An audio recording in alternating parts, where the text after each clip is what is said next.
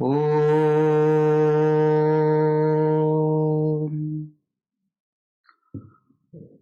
Om.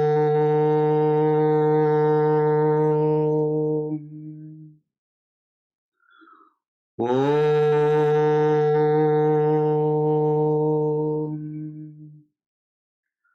Om. Sahana bhavatu. Sahanau bhunaktu. Sahaviryam karavavahai. Tejasvinavaditamastu. Ma vidvishavahai. Om Shanti Shanti Shanti. May the Lord protect us. May He nourish us. May we acquire the capacity to study and understand the scriptures. May our study be brilliant and may we not cavil at each other. Om, peace, peace, peace unto us all. My most humble pranams to our very beloved Bhagavan, Sri Sathya Sai Baba. Dear brothers and sisters, it gives me immense pleasure to be able to introduce to you today's very special friend and guest speaker for satsang, Dr. Valluvan Jeevanandam. Dr. Jeevanandam is a professor of surgery, chief of cardiac surgery, and director of the Heart and Vascular Center at the University of Chicago School of Medicine. Dr. Jeevanandam specializes in high-risk cardiac surgery and has performed over 1,500 heart transplants. If you recall, Lord Krishna mentioned that he is Hridayavasi. So, Dr. Jeevanandam has planted Lord Krishna in the hearts of over 1,500 people. Dr. Jeevanandam was one of the physician leaders in the world. He made history as part of a transplant team that performed triple organ transplants in the same patient. And this has happened in 25 patients in the world, 13 of which were at the University of Chicago, where he led as the cardiac transplant surgeon. He has been a pioneer in bloodless heart surgery as well as in the field of mechanical circulatory support. More importantly, Dr. Jeevanandam has been a devotee of our beloved Bhagavan for over 28 years, and he has had the honor and privilege during that time of working in Swami's super specialty hospitals in Puttaparthi and Bangalore. His personal and professional life has been transformed by our beloved Swami, who affectionately called him his coconut tree heart plant surgeon. So I really want to know the origin of this name. He is truly an exemplary devotee, and with great faith has implicitly followed Swami's command. And as you know, that is the only and true hallmark of a devotee of our beloved Bhagavan. He followed Swami's implicit command to move to the University of Chicago, and in that process, thereafter, transformed the field of cardiac surgery. So we're very happy, and it is once again my privilege to be able to welcome Dr. Jeevanandam, and he'll be sharing with us many of his memories, experiences, and lessons learned at the divine lotus feet of our beloved Bhagavan. Thank you very much. Jai Sai Ram. Welcome, Dr. Jeevanandam. Sai Ram, my humblest pranams at Swami's lotus feet. I just want to make sure you can hear everything. Everything is good? Okay, good. Yes, perfect. Great. Venkat, thank you so much for putting this together, and thank you, Dr. Reddy, and brothers and sisters who are coming in this evening to listen to me. my topic today is to talk about Swami in terms of faith and surrender. I'm not a Vedic scholar, but I'm going to talk to you about some very personal experiences that I have had both personally and professionally, and how Swami has completely shaped my life and been able to mold it and transform it.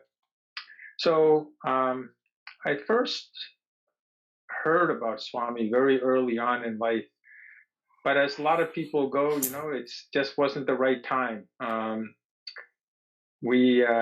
would actively avoid going to my parents.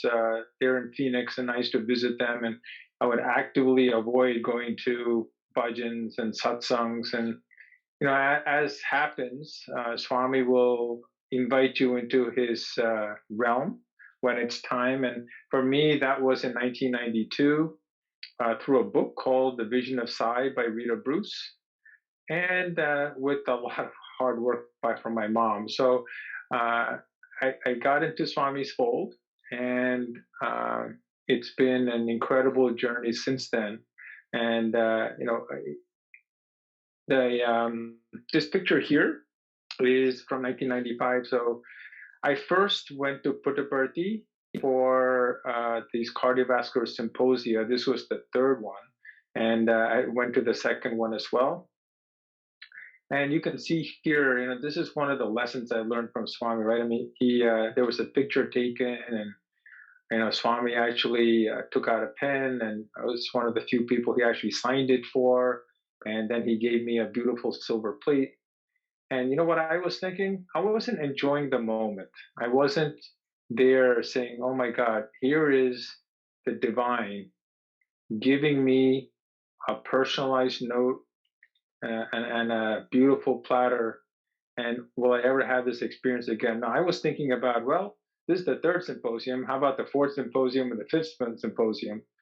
And unfortunately, this was actually the final one that he had all the way until 2010. So again, one of the lessons that Swami has taught me over and over again is enjoy what you're doing right now, because you may never get a chance. And certainly Swami has taught me that with being in his presence.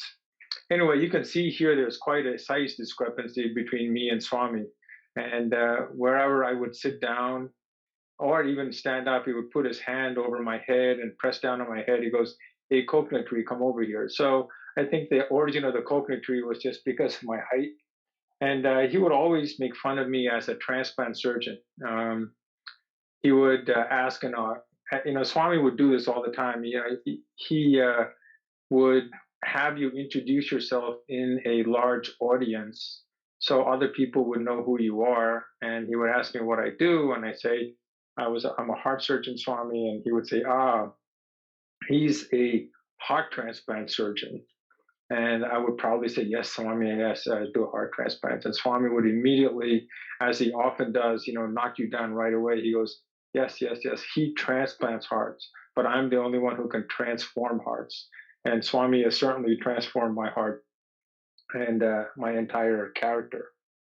So it was at this time, at this meeting, that then Swami, I had an interview with Swami.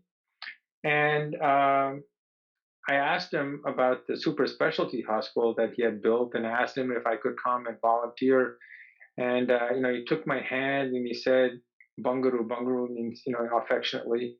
And he said, "This is your hospital. You can come here anytime you want." And I've had the privilege of going there almost every year. Sometimes when Swami was there, I would go twice a year.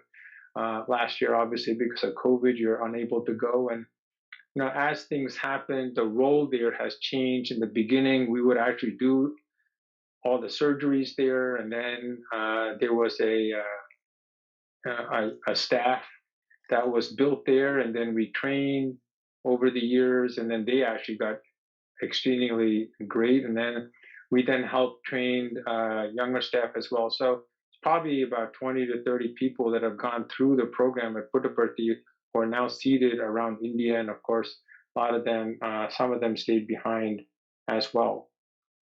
So this is the super specialty hospital in Puttaparthi. I probably go here about 90% of the time. The Bangalore hospital yeah, I had the privilege of doing one of the first surgeries at the Bangalore hospital. That was in 2001, and it's a beautiful, beautiful hospital in Whitefield. But to me, this Puttaparthi hospital was always home. This was like the temple of healing. So I would. This is the time that I spent most of my time volunteering, and we call this volunteering, but really the person who got the most benefit out of this is me. Swami says you take one step towards me and I take 10 steps towards you. And when Swami goes into how I have been transformed, it's been through the work at this hospital that Swami has taught me a lot about life and life's journey, as well as medicine as well.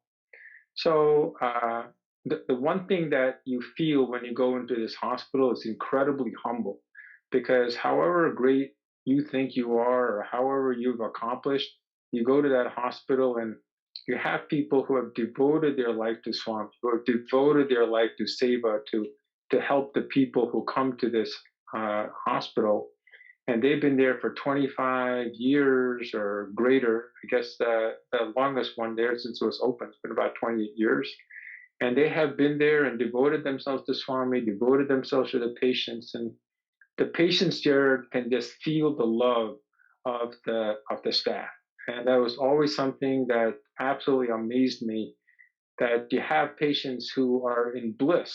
They're sick, they've had surgery, they've had procedures done, yet they're in bliss. And in those days, every once in a while, Swami would actually come to the hospital, and that was an amazing elixir for not only the patients but the people in the hospital.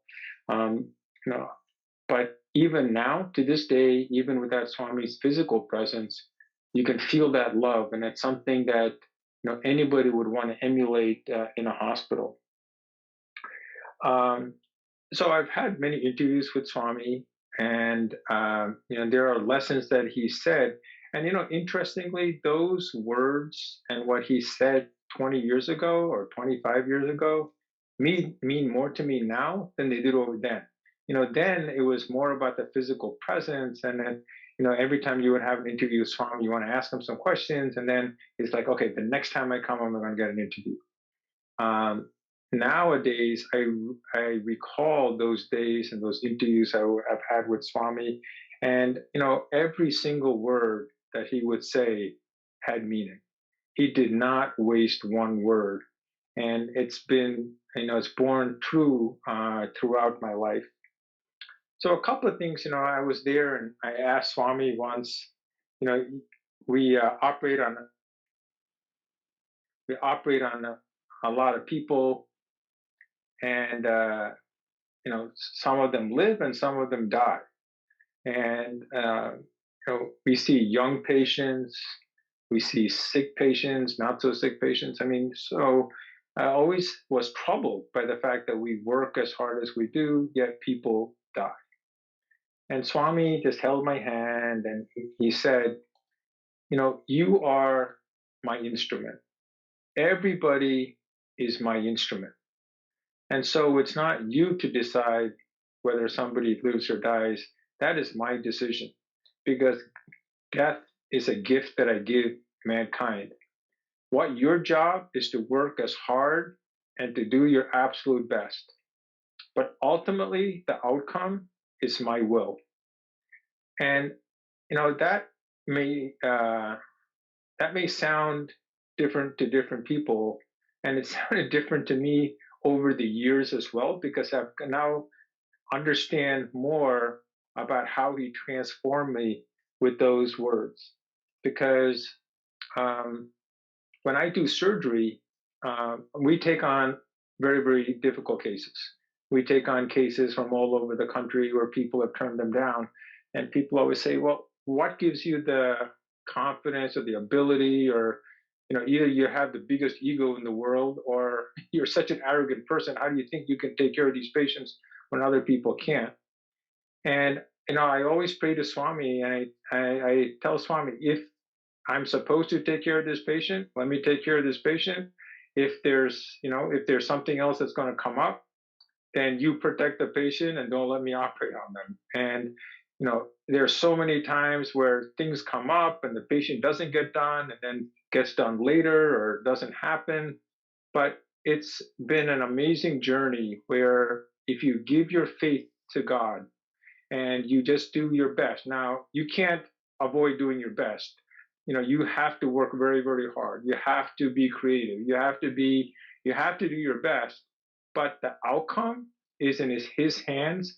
And if you give that outcome to his hands, then you can have the confidence to do very, very difficult cases. Like a lot of our Jehovah's Witnesses, for instance, they won't take blood. And as you know, in cardiac surgery, almost 60% of routine cardiac surgery patients get blood. And, we respect their beliefs. And a lot of that is because of Swami. He has told me that I'm his instrument. And, we're here to help people. And Swami has told that for everybody. You have to do your best, and the outcome comes from him.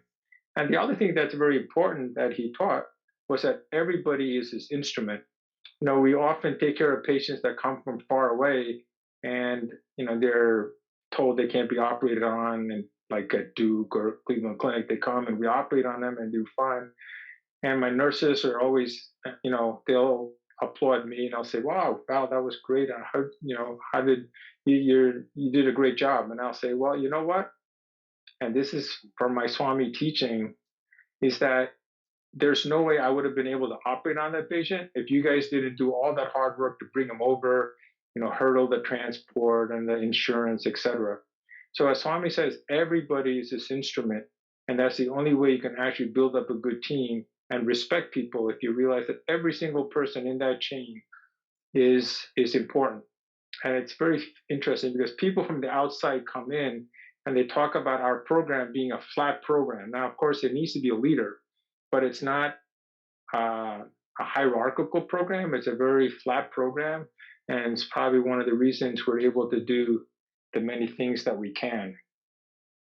So I'm going to talk about a faith of a devotee, since this talk is on faith and surrender, and kind of talk to you about how a particular devotee put his faith in Swami and got a great result. So when I was in Philadelphia, there was a patient who had aortic stenosis. Aortic stenosis means that there's a blockage of one of the four valves in the heart. It's the major valve in the heart. And if that's blocked, the chance of death is quite high. And he had a blockage of that aortic valve. And about 5 years before he met me, he was told by the doctors to go get an aortic valve replacement. Well, he and his family were very devout devotees of Swami, and they would ask Swami, and Swami would say, "Wait." And so they waited, but the doctors here thought he was crazy to wait. And, they would make him sign out AMA, they would berate him, they would think, they needed a psychiatry evaluation because clearly he was going against their wishes, but he would keep asking Swami. And this went on for 5 years. Every time he would ask, Swami would say, "Wait." The patient didn't know what wait meant, W-A-I-T or W-V-I-G-H-T. And so he actually lost weight, which was probably good for him. And, things were going on. About 5 years into this, we were at a Yishwarama Day celebration. And our center president, Sheila Nayak, actually introduced the patient to me. And I told him, "Hey, if you have aortic stenosis, you probably should have it evaluated, and I'd be more than happy to evaluate you. Why don't you come to clinic?" So he came to my clinic, and I knew he was a Sai devotee, and we talked about it, and he said, "I will not do this unless Swami says okay." And I said, "That's absolutely fine. Ask Swami, and it is his will." And right there, you can see that the patient and his wife were overjoyed by the fact that here was somebody who was sharing their faith.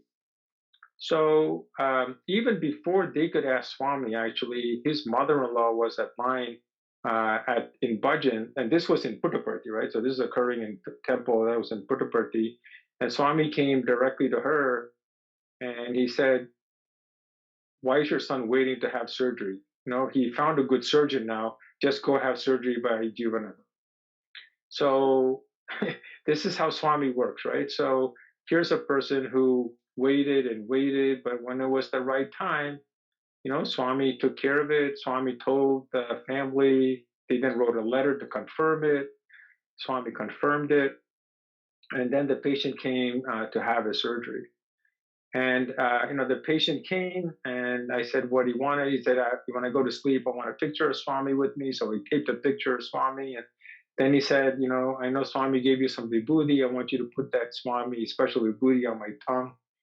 And I'm thinking to myself, here's a person having open heart surgery. If I put a white powder on his tongue, the anesthesiologists and nurses are going to think something weird was happening.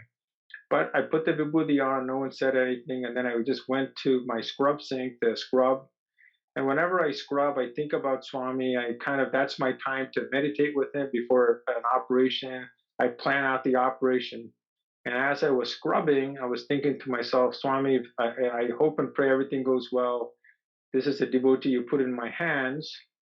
And, let's just hope and pray everything goes well. Oh, the other thing I failed to mention is that we did his angiogram and he actually had a tight lesion in one of his arteries. And if he had an operation 5 years ago, when all the doctors told him to have it, he would have just had his valve.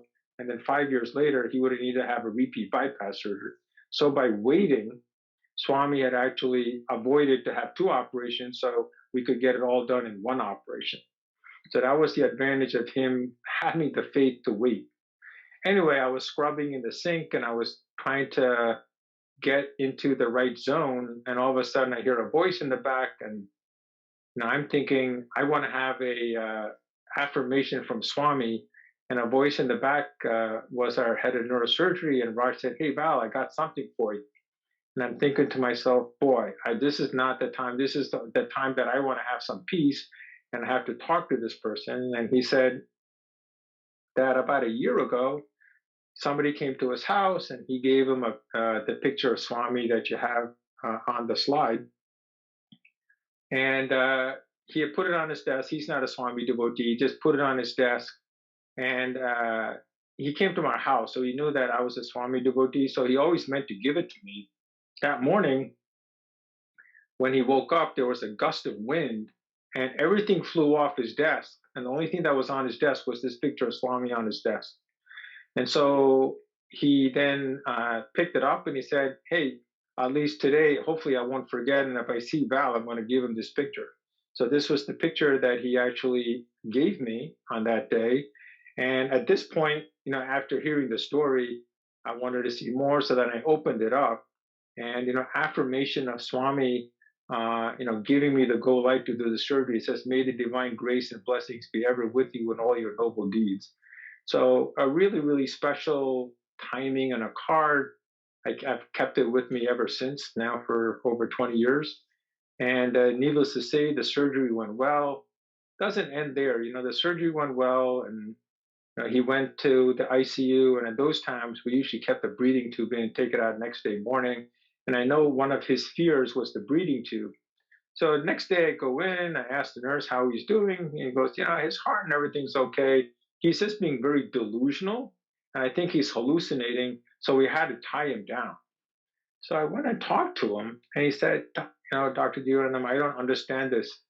I told them that Swami came in last night and extubated me and they wouldn't believe me." And, he described Swami coming in and he was very anxious about the breathing tube. Swami actually extubated him, took out the breathing tube. And everybody else around thought that he was being delusional, so they actually tied him down. So I got him untied, and he did great after that. But really, a story where an intense faith of the devotee against all of medical care, and following Swami, and Swami makes things happen at absolutely the right time. So, I've had many personal experiences with Swami. I want to, really one of these for you. So it was 1998, and at that time, we were the busiest heart transplant program in the world at Temple University for about the last 2 or 3 years. And things were going well. We had a big research grant. We were kind of in the top of the world professionally. And I was going to go to India to volunteer in Puttaparthi. And about a week before I was going to go, I got a call from the chief at the University of Chicago, and he said, "Hey, I want you to come over here for an interview. We're looking for a chief, and we want you to come and interview." And I told Bruce, I said, "There's no way I'm coming there. I'm very happy where I am. I'm not going to leave Temple right now after we built our program." And I said, plus, I'm going to go to India in a week, so there's no way I'm going to be free to come out there. Well, you know how Swami works. So lo and behold, on a Tuesday when I had two cases, they both canceled. And my secretary told Bruce that my case is canceled, and they arranged a flight. So it was a 1 day to Chicago, some quick interviews, and back. And I remember coming back, and Sheila, my wife, asked me, "How did that interview go?" And I said, "Well, I mean, it went okay, but there's no way I'm going to go to Chicago. I mean, it was a program that needed a lot of work, and it was something where I just did not think that I wanted to build it at that time." So went to Puttaparthi, and Swami actually summoned me to see me in Vrindavan. This is a picture of my parents and I in Vrindavan. And he held my hand tight, and he looked at me and he goes, "I made that opportunity for you in Chicago. You are going to Chicago." And I must have asked Swami about 100 times. I said, "Well, Swami, I mean, we have the best program. It's the largest program in the world, in Philadelphia. I really don't think I should go. And do you really mean I should go?" And Swami, this is the only time Swami's actually given me a directive. Usually, Swami's pretty obtuse, and he kept holding my hand, and he said, "No, you're going to Chicago." And I asked him for a third time. He said, "Can you go to Chicago?" So I went back, and we started renegotiating. And once the people in Temple knew I was negotiating, then of course, they made a lot of promises and a lot of substantial increase in salary in trying to get me to stay. And to the point where people say, "Well, maybe Swami wanted you to go to Chicago so you could stay in Temple in a much better position." But I silently prayed to Swami, and eventually Swami said, "Go to Chicago." So we went to Chicago. I mean, literally went to Chicago for less money, a transplant program that was much smaller. But as the chief of the program, but the program was not in great shape. And this is the trip we took from Temple all the way to Chicago. And I kept asking Swami, and I told Swami, I said, "Swami, Temple is the best program." And he said, "No, it is the biggest, but it is not the best." And Swami then said, "Quality, quality, quality." And I told him again, I said, "Yeah, but our quality is okay." And he said, "Quality is the best." And so he made an impression, and that was in 1998. And so did end up going to Chicago. And I can tell you, Swami puts you through many, many challenges so you can get better. And it was challenging, right? So for the first 12 or 13 years I was there in Chicago, we were a reasonable program. We were okay. We would do some innovative things, but nothing spectacular. We were kind of in the middle of the line type of transplant program. The cardiac surgery program was, again, okay. And I would keep wondering to myself, why did Swami send me to this place? And I thought maybe he sent me to this place for my children, for my wife, some other reason other than for me professionally. And this was the last time, this is the last picture that I actually have with Swami. This is in October of 2010. This was the last cardiovascular symposium we had. And, in retrospect, I think Swami allowed us to conduct that cardiovascular symposium in 2010 because maybe he knew that he wasn't going to be there afterwards. And so, again, we repeat the same mistakes, right? So, we had the first 3 symposia, and then we were planning the 4th, and it never occurred. So here we are. Instead of spending time with the divine during his last days on this earth, first of all, I'm asking him about our program and ask him, should I stay at Temple? Because at that point, I had an offer to go to Boston. And Swami was very vehement. He says, who sent you to Chicago? And I said, you, Swami. He said, that's your answer. And so every single time I would ask Swami about leaving Chicago, he would keep telling me to stay in Chicago. Right there in this picture, I'm actually talking to Swami about Symposium 2011. And again, it's, our minds take a long time to get transformed. Maybe that's why Swami had to work so hard with me. But again, instead of enjoying that precious, precious moment that I had with Swami, I'm asking him about, preparations for the next symposium, which unfortunately he wasn't there in his physical presence. So I asked Swami, I stayed there, and then over the years, our program got better, and I could tell you some of the things about why it got better. So in July of this year, we got a report from what's called the SRTR. SRTR is the Scientific Registry of Transplant Recipients.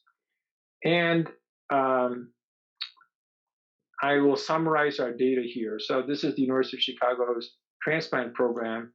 And when you look at this program, this is what Swami prophesied 23 years before, right? He said, you're leaving Temple because you're not the best program. The biggest is not the best, and quality is the best. So what happened at University of Chicago's heart transplant program? So this is survival, and this is the way they report survival. So, the lower is better. Well, this is University of Chicago. You can see there's nobody lower in terms of better survival than University of Chicago, and we don't have anybody even close to us in terms of survival. So again, as Swami said, what is the meaning of best? The best means you have the best survival. And if you look over here, you can see that our time to transplant is 1.1 months. In the country, it's 6.2 months. And even in our region, it's 9.5 months. So we are the fastest to get a transplant. If you look at the 75th percentile, we're at 2.8 months, and these are all off the chart, which means they're greater than 36 months. So we have a program that, through Swami's grace, is actually by far the best program in the country for survival and fastest to transplant. And look, 53.2% of our patients are minorities. We are in the south side of Chicago, and the south side of Chicago has a lot of African American population. We take care of all those. We take care of a lot of those patients, and as you know, taking care of patients with lower social economic means is something that belongs in a Swami hospital, but doesn't necessarily belong at something that one would think about at the University of Chicago, but we've been able to pull that off. So, not only do we have the best survival and fastest to transplant, we also have the highest percentage of minorities. And we're also the world's leader in doing bloodless surgery. A lot of it is because of the confidence given to me, to the team by Swami. And we actually have done more than half of the heart, liver, kidney transplant, which is considered one of the most difficult things to do. So we take on the most difficult cases, and we have the best survival and the fastest to transplant. So just a combination, that's a historic combination that is something that wouldn't have happened unless there was some different intervention. So how did this all come together? So Swami always gives us challenges, and it's very important to see how we respond to challenges. So one of my first challenges was that my wife, Sheila, got ill in 2006, and it became very clear to me at some point that she was going to need a heart transplant. And so by 2006 and 2007, the field was actually going away from heart transplant into more about mechanical assist devices. And I did not think that mechanical assist devices were going to be as good as transplant. So our program actually developed a philosophy that was going towards heart transplant more than mechanical devices. And we actually developed the infrastructure, the system. We actually developed new devices to be able to get patients to transplant faster than getting into mechanical devices. Again, a challenge that Swami had posed to me in the form of my wife, and taking care of her has helped hundreds and hundreds and hundreds of people since then. Then after my talk with Swami in 2010, I came back, and then Swami just keep throwing challenges at me.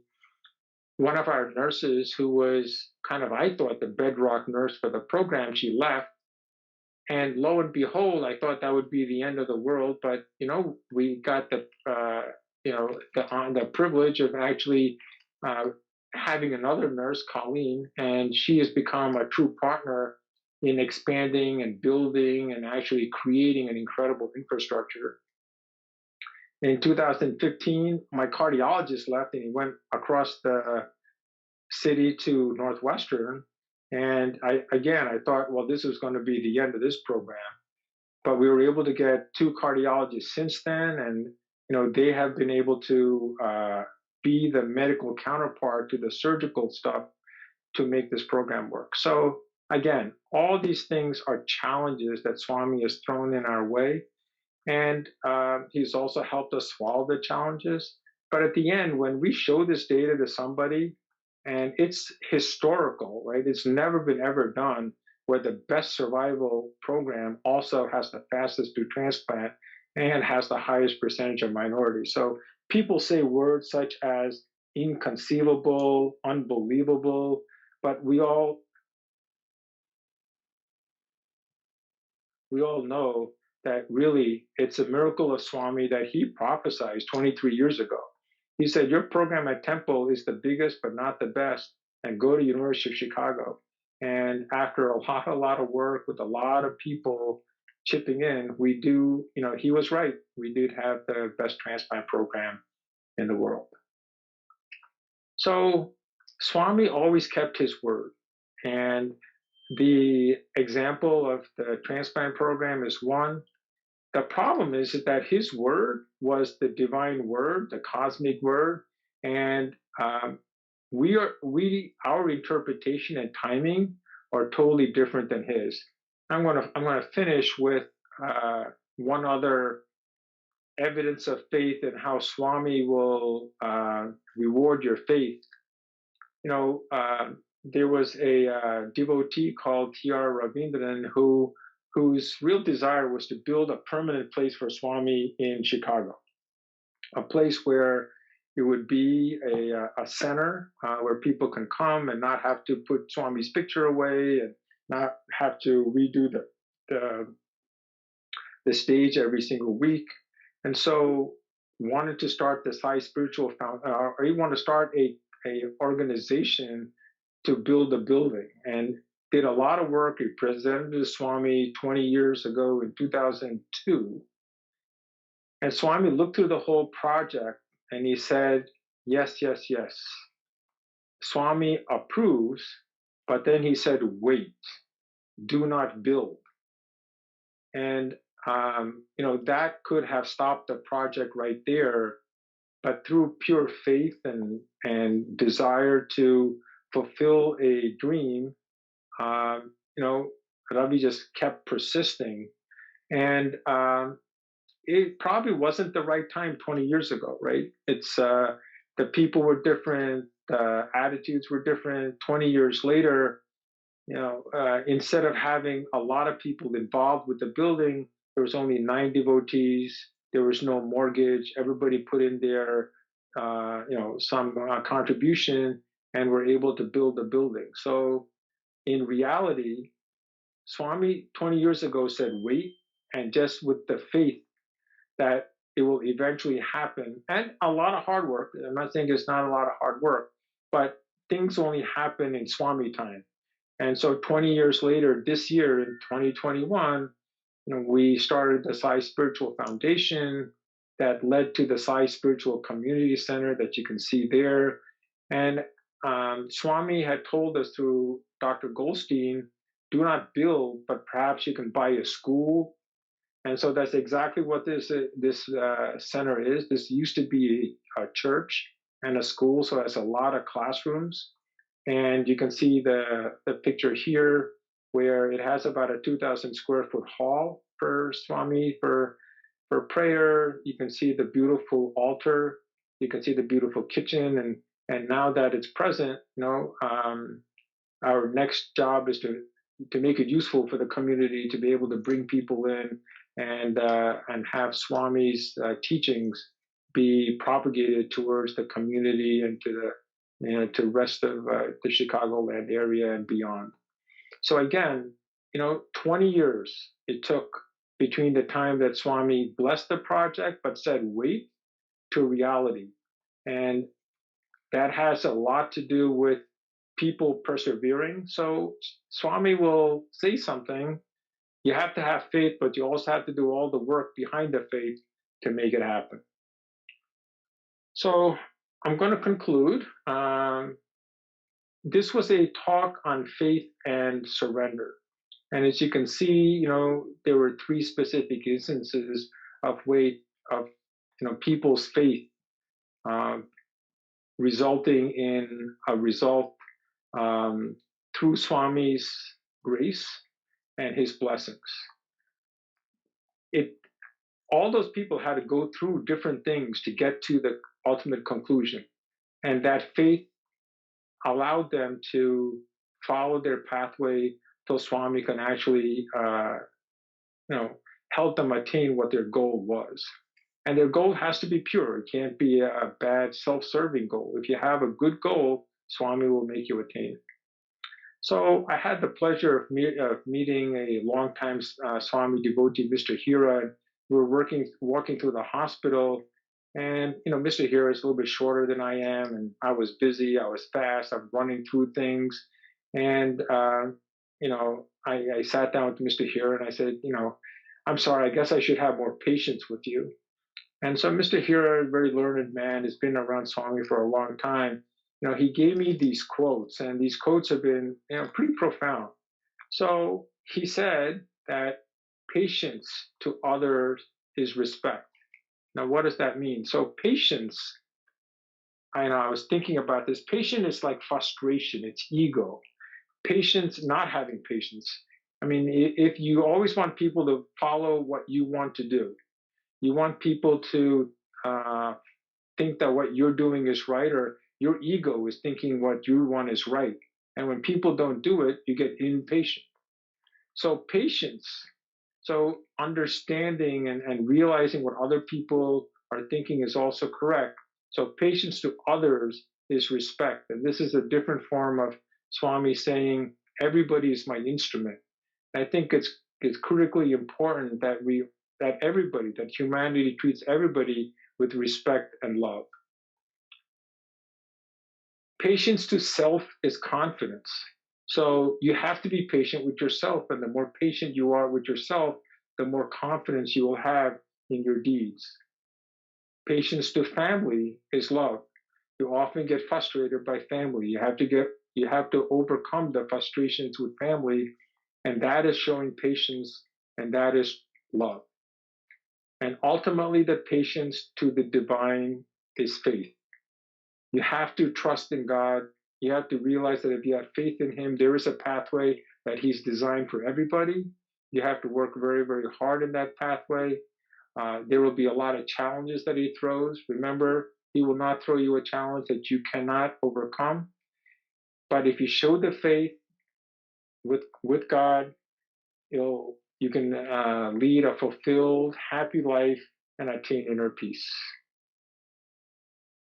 Well, thank you very much for allowing me the opportunity to talk. Every single time I do one of these talks, I think I get more. I know I get more out of the talks than the audience, and so you've been gracious enough to listen to me. And I'll end this by saying Jai Sai Ram. Sai Ram, dear Dr. Jeevanandam, thank you so much for this very inspiring and wonderful talk filled with lessons that we can carry with us as we traverse this path in life. I think that's the most important. What you have left behind with us in sharing this is very valuable. Thank you for that. We have a few questions, and there's a question about any particular incidents you can recall that touched your heart very much, especially when Swami interacted with your patients or talked to you about your patients, something that really touched your heart during those conversations. Well, there was one incident. I don't know if it touched my heart as opposed to shot down my ego and made me a much better person. I think that's a much better lesson that I learned. So we were operating in Puttaparthi, and at that time, we were actually doing the surgery. So I brought an assistant over, and although we're not supposed to be competitive, everybody would say, "Oh, how many surgeries are you going to do this week?" Because Dr. XX came in and he did 40 surgeries or 50 surgeries. They're always a little competitive. So it was a Thursday. I remember it vividly. And on that Thursday, we were operating, and all of a sudden the sisters came in, the nurses came in. They said, "Okay, we're not going to do any more surgery today because Swami's giving a speech." And at that time, I was like, "Okay, wait a minute. You can't stop us from doing surgery because then I'm not going to get my perceived goal or how many surgeries I want to do." So I said, "Now listen, everybody just get out of my way. I have me and my assistant. It's just a 2-vessel bypass. We'll get this done, and you can all go to darshan, and you can have Swami's talk." So it was the ego talking, right? It was the kind of the arrogance and the ego. So we started doing that case, and everything conceivably wrong happened in that case, right? So instead of having a 1.5-hour case, it was like a 6-hour case. I mean, the patient did fine, but it was just one of those things, one after another. And then the next day during darshan, so those were the magic days, right? So Swami would actually come and he would make Swami rounds. He would ask how the patients were. So he came and he asked how the patient was. And I sheepishly said, "Oh, patient is fine, Swami." And he looked at me and he goes, "Not 1.5 hours, 4 times longer." And even now, when I think that people just get out of my way, let me do this, that Swami's voice resonates in my head, and it's like he's just basically saying, chop down that ego, because there's a lot of other people telling you not to do something. And you know what? Even to this day, when I think I want to do something, and if a lot of people tell me that I don't, I have a team that I respect, that I love enough, that if they tell me not to do it, I don't do it, right? So that's Swami's voice coming through them, through that one experience. So it's amazing how you may have many experiences, but some just stay with you forever. Yeah, I can see. I remember one incident myself when I was sitting next to another surgeon, and Swami asked the other surgeon how many surgeries he had done, which was a double-digit number, and then asked me how many, and it was 1. And I felt very bad at that time. But then Swami correctly right away said, "It is quality that counts." Yeah. And I know what you mean. There are surgeries I think should be extremely short, and they turn out to be extremely long. So humbling indeed. Thank you so much for what you're leaving us with. Thank you kindly. Jai Sai Baba.